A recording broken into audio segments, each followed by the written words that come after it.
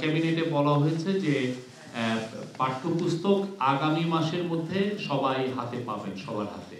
আরেকটা যেটা বাজারে একটা মানে অনেক অপপ্রচার চালাচ্ছে যে আগের যেগুলো গভর্নমেন্টের সময় দেখেছেন যে আগের গভর্নমেন্টে ওনারা পাঠ্যপুস্তক উৎসব করতেন ওই একদিনের জন্য, দেখাতে চেতেন যে না পাঠ্যপুস্তকটা সবাই জানুয়ারির 1 তারিখে পাচ্ছেন, কিন্তু আসলে আমরা যা যেগুলো ডেটা পাচ্ছি বা যেগুলো তথ্য পাচ্ছি যে অনেক সময় বেশিরভাগ সময় 2010-এর পরের থেকে দেখা যাচ্ছে যে ফুল ডিস্ট্রিবিউশন হতে হতে মার্চ এবং কোনো কোনো বছর জুলাই মাসও হয়ে গিয়েছে।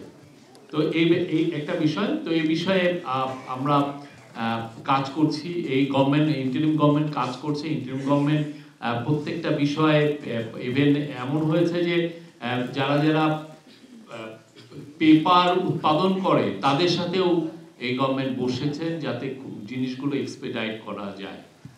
আরেকটা হচ্ছে যে চিটাংয়ের চিফ অ্যাডভাইজার নির্দেশ দিয়েছেন যে চিটাংয়ে আপনারা জানেন যে চট্টগ্রামে প্রতি বছর বর্ষায় খুব পানি সমস্যা হয়, পানি জমে যায়, পানি জলবদ্ধতা হয়। এই জলবদ্ধতা কত কুইকলি নিরসন করা যায় সে ব্যাপারে চিফ অ্যাডভাইজার নির্দেশ দিয়েছেন। আর ট্রাফিকের বিষয়ে, ট্রাফিকটা আপনারা জানেন যে খুব পুরো নগরবাসী থেকে ভোগাচ্ছে।